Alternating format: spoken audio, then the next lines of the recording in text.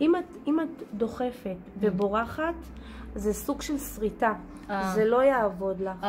את צריכה להחדיר את זה בצורת נקודה. את מנקדת. בדיוק ככה. את פותחת, נגידי את רוצה לשים כאן, תעשי את זה בקטנה בין שתי שערות. רוצה לעשות בו? קצת, כן. את פותחת שתי שערות ומכניסה פנימה בניקוד. בדיוק. את לא מגיעה עד הסוף, לא למטה ולא למעלה. רק כדי שזה יתמלא לה קצת, כי אוהבת את זה. בסדר, הבנתי. הבנת?